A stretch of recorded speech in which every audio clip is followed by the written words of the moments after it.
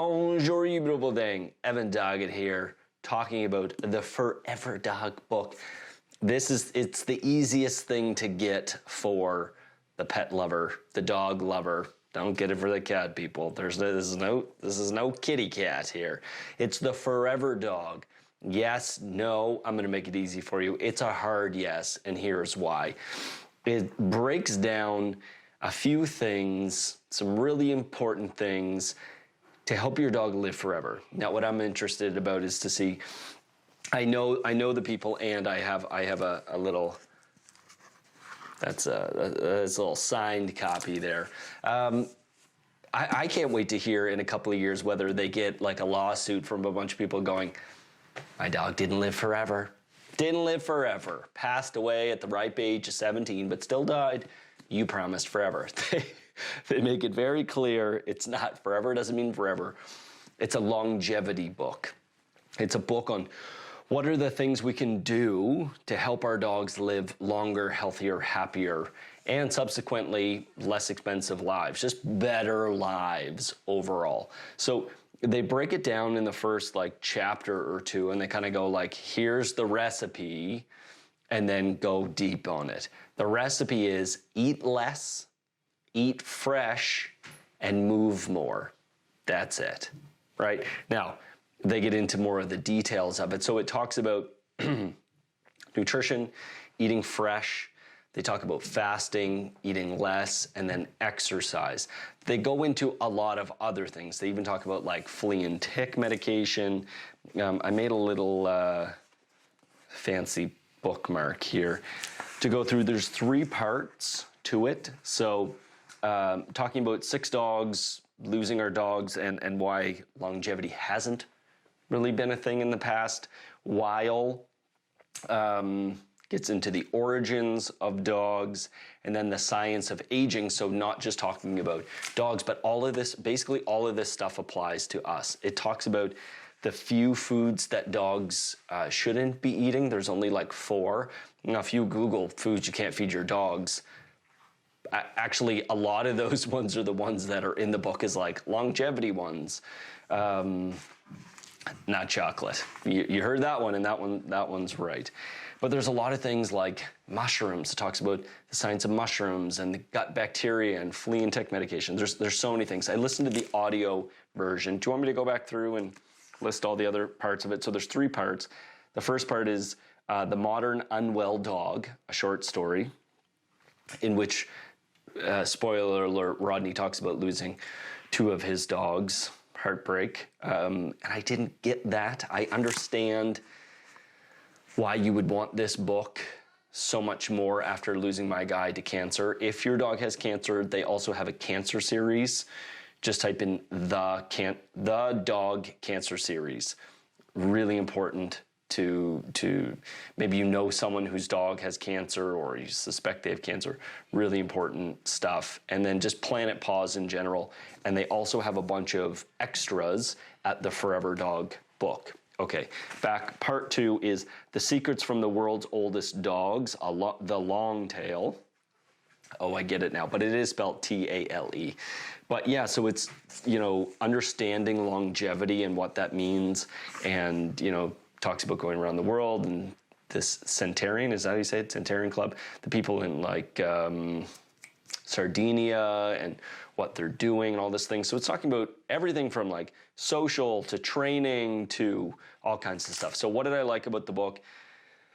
First of all, anytime I read stuff like this, anytime I learn about diet or whatever, I get overwhelmed. Not so much anymore because I realize that I'm probably going to get overwhelmed.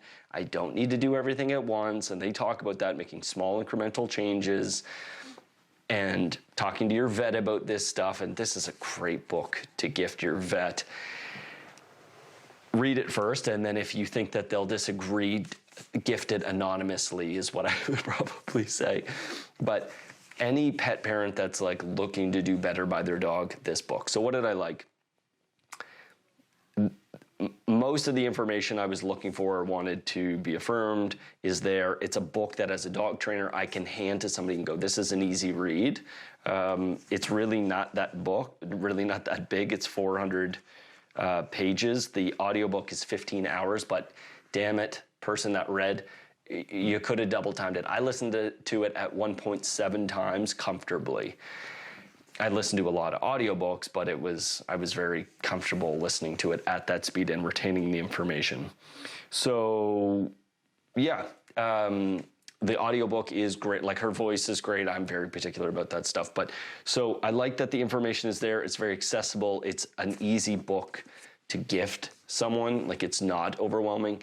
The tangible copy, I would say, is important to have, so that way you can refer back to it. It's a challenge with audiobooks, but there are resources, and there are like a little guide, like a little pamphlet to give someone instead of giving them the whole book. I mean, get the book, support the cause, but also there are extra resources, which is so good. What did I not like about the book?